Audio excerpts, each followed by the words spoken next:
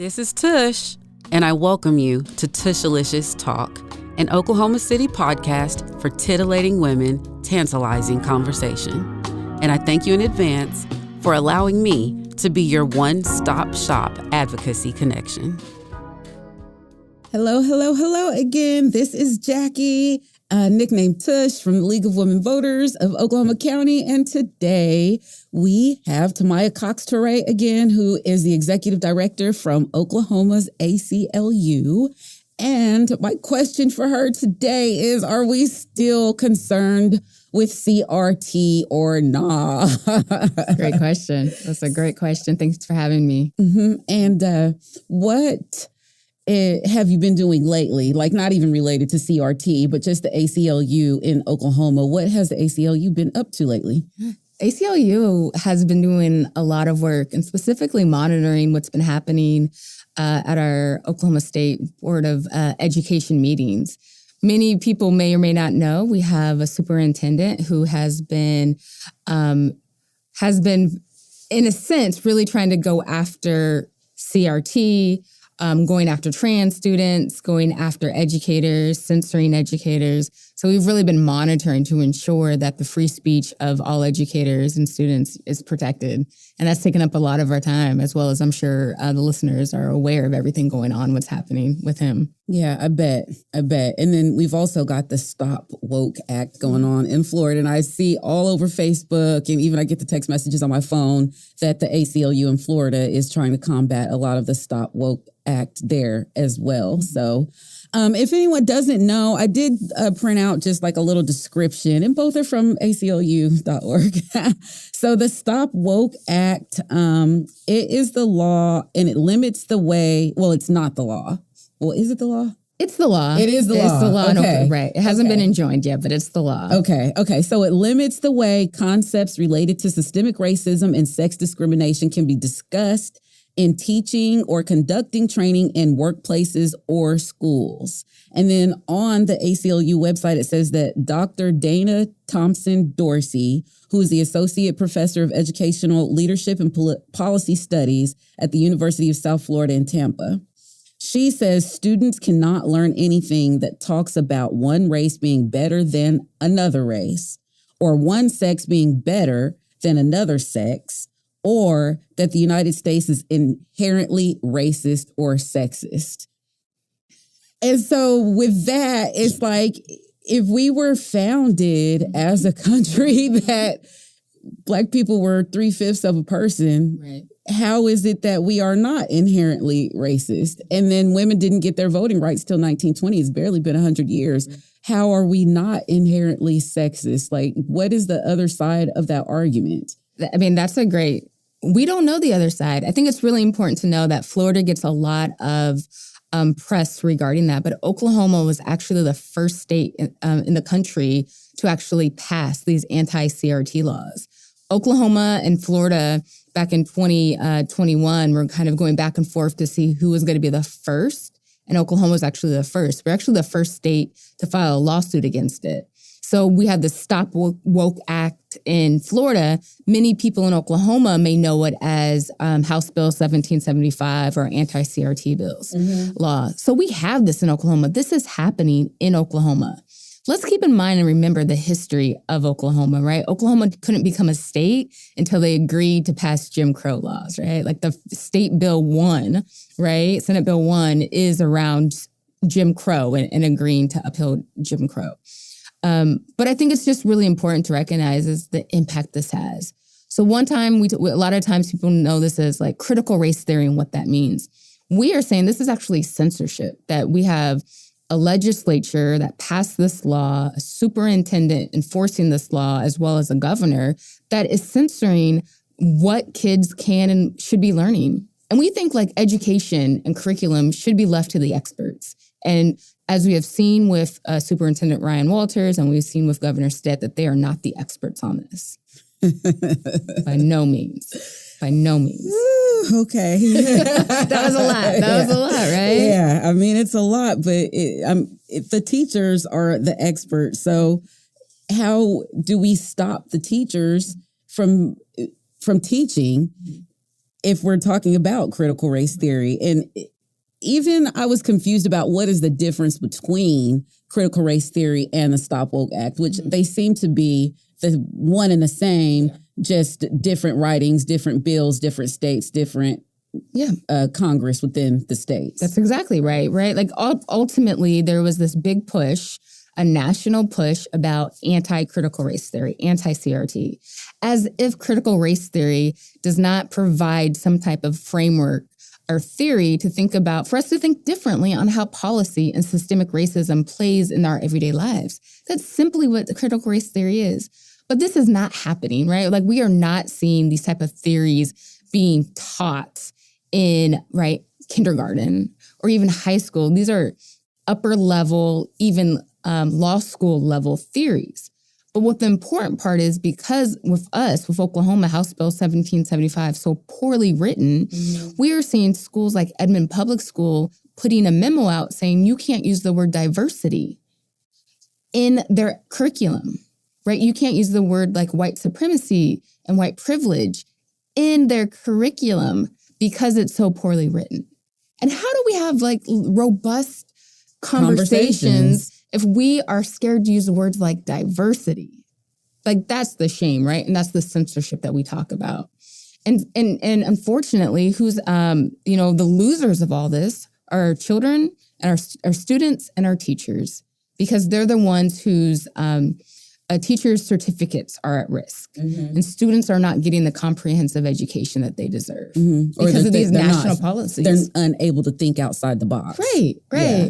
Or challenge what they were taught at home. Exactly. And I'm not saying that kids should challenge what they're taught at home, but I'm definitely not saying that they should not challenge what they were taught at home.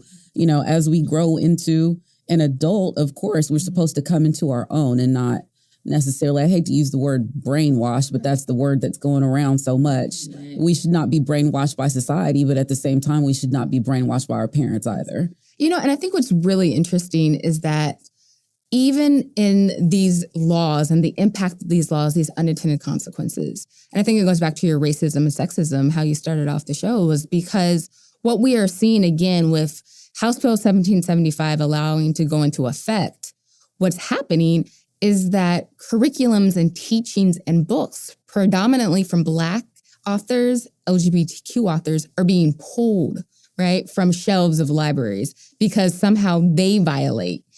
So we're talking about like Toni Morrison, right? That does not necessarily talk about race within her book and within her stories, but we know that they are predominantly the main character are Black women, and that's enough for these books to be pulled. Really? That's the shame, right? And that's we're not talking about the true impact that we're seeing by these laws, and that's why they're racist and sexist.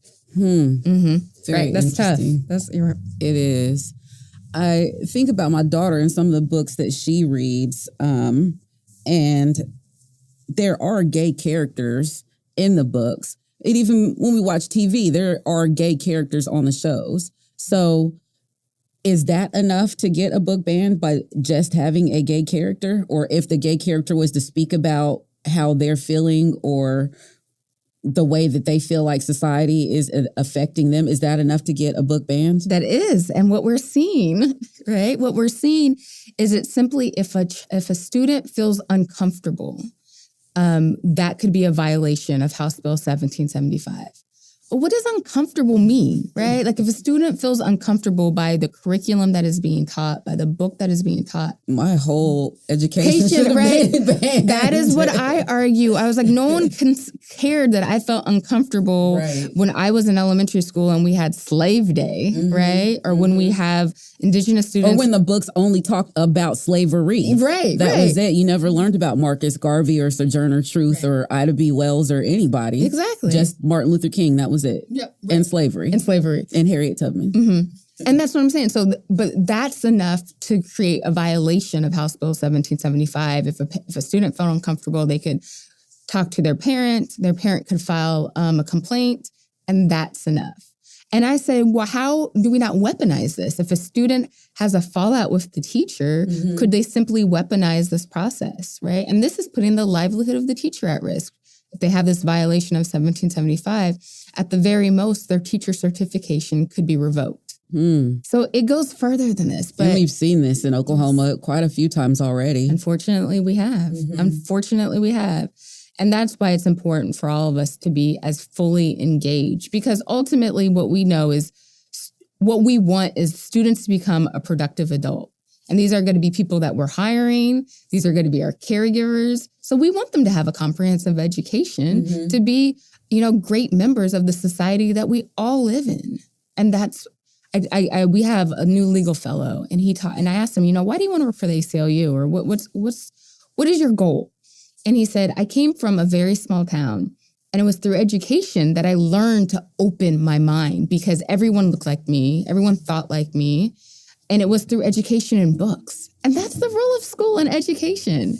And the idea that, we are going to somehow censor what should be taught, I mean, it infuriates me, and I could talk about this forever. Yeah, I always think about how they always teach you knowledge is power. Yeah, until you get a little too much power. Yeah, then they don't want you with the knowledge because they don't want you with the power. So the power to go up against your parents if your parents have incorrect thinking. So as far as the ACLU goes, what does the process look like in Oklahoma, in Florida, all over, for advocating against the Stop Woke Act or the CRT laws, like from beginning to end? Can you explain that a little bit? So I think there's two paths. I think that advocacy and the grassroots path really is that students and parents, teachers really need to talk about the importance of a comprehensive education and talk about, we are not afraid to have these difficult conversations. We are not afraid to, challenge how things are taught at our homes.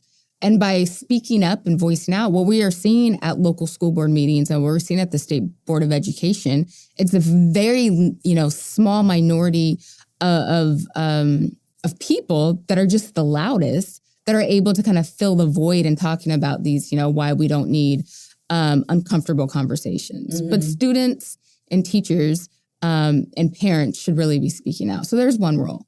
I think the other role that we believe that we took was that we filed a lawsuit, right? When the ACLU, along with other national organizations, took a look at the law, we believe it's unconstitutional based on equal protection and due process. And we argued that that students deserve and have a right to knowledge. Like, that is a fundamental right that we have, is a right to education. And these type of laws are removing that and violating a student's right. So just making sure that we support and students and parents feeling comfortable to be plaintiffs in these lawsuits is kind of one path. But I think what we hear all the time is that voices have to be loud, and people need to hear from, the everyday lives of Oklahomans, not just the people that, can go to the Capitol, not just the people that, are close, the proximity to power. And those people aren't the only voices that should be heard and listened to. Right. So I read something, and I didn't write the website down, but it was saying pretty much that not being able to read goes against your First Amendment right of free speech. Can you explain that a little bit better? For sure. I think what we talk about is that the First Amendment is one of our fundamental rights that's protected. And when we have policies and laws in place that takes away from those rights, those are obviously violations. But not only just takes away, but creates obstacles, right? If you are unable to read or you're unable to learn, and because obstacles have been created by the government, right, by policymakers, that is a violation of your First Amendment right. And that is one of the biggest tenets of the ACLU, is protecting First Amendment rights, even when that speech is something that we disagree with, right? Even when that speech is stuff that we don't like, we have an obligation and a duty to protect that right. So if the government is contributing to a means that does not allow you to develop your voice, then that is a violation of the Constitution. We argue that censorship, right, as a violation. Wow. That's pretty deep. The article didn't explain it that good to me, but that's a very good synopsis of it. And so I just want to ask, like, for you personally, Why do you choose to work for the ACLU? Like, why do you feel the fight is so important? Just of free speech. I don't want to say about everything because then I think we'd be here forever. But just for free speech within itself, why is that important to you? Right. And I think it just really comes from a background and growing up of what we talked about, knowledge is power, how powerful voices are. And the idea that a government that we contribute to could censor and limit the words that we say or the things that we think, like that's scary. That is some big brother stuff that I don't want to be a part of. Mm-hmm. And I think the ACLU has been one of the few organizations that have come out and said that First Amendment, there's a reason why free speech is the First Amendment, because the founders, not that by any means am I beholden to founders, right? The founders of this country, but they thought enough of the First Amendment or of free speech to put that as the First Amendment, right? Like I'm very much of the mindset that we should be evolving and rethinking laws, even the Constitution, even as strongly as we hold on to the Constitution, that it shouldn't be stagnant, right? Like I'm not going to give up this one life we have live based on the ideas and thinkings of slave owners, right? And like slaveholders from hundreds of years ago. But I do appreciate that there is power in a government that does not create obstacles to the words that are said. And that's really what I think why I appreciate the ACLU, because we have been uncompromising in that tenet, from defending the right of KKK members to march in a parade, to, defending President Trump most recently when he was removed from Twitter because of what he was saying. ACLU argued that was a First Amendment violation of a publicly held company, and actually disagreed with that move to deplatform President Trump, even though we have collectively sued President Trump over 200 times. It's by no means do we agree with him, right? But we do believe that he still had a First Amendment. That's right. First he Amendment can say right. what he needs to say. Exactly. Yeah, I agree with that totally. So not to put you on the spot, but so y'all know that Tamya loves pens. So I gave her this pen. I went to this meeting in Oakland a couple of weeks ago, maybe like over a month now. Do you have it? I just want to read it.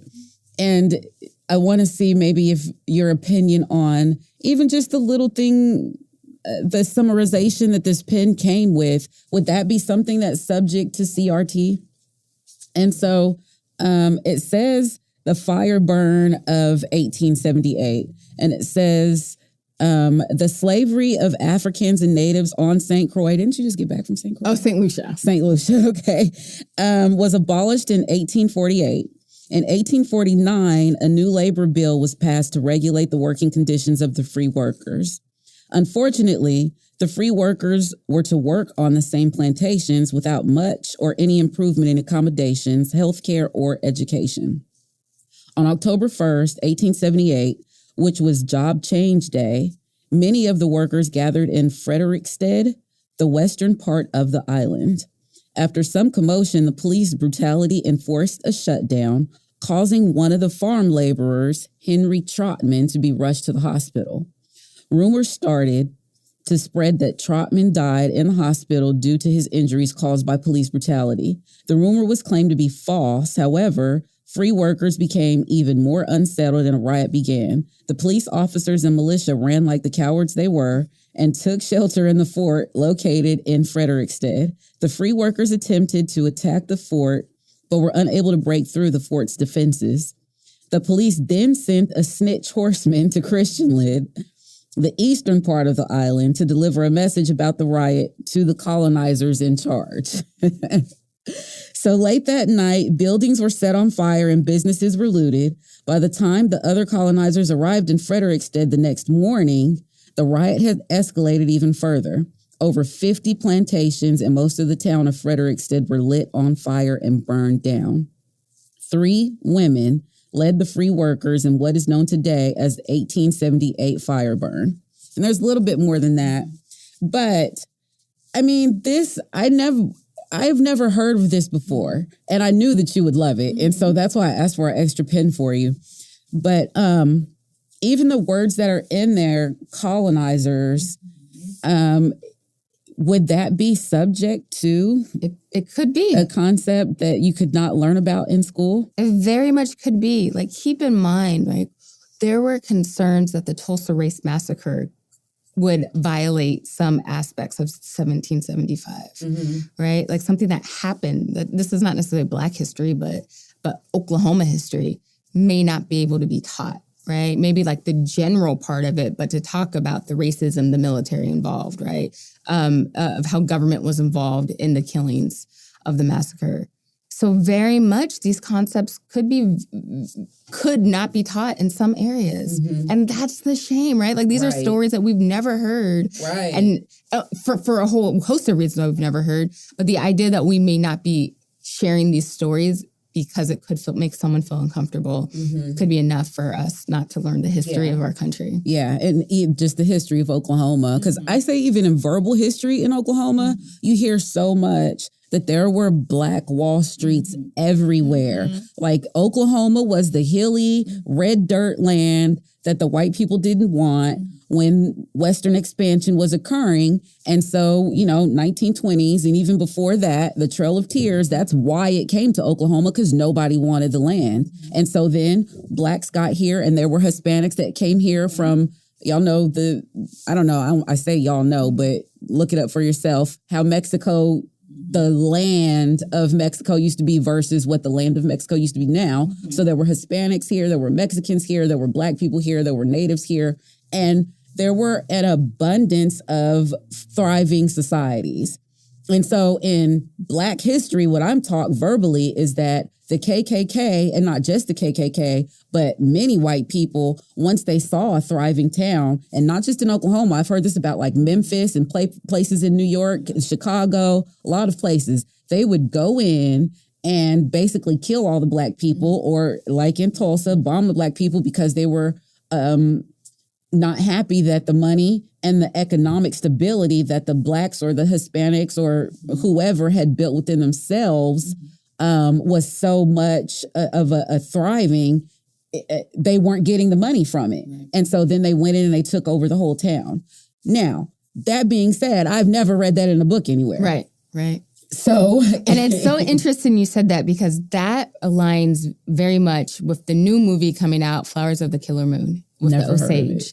And that is around the Osage, where the Osage community here in Oklahoma was the Osage tribe here in Oklahoma, thriving, rich, had all the oil. At one point, thought be the richest people in the country, this tribe.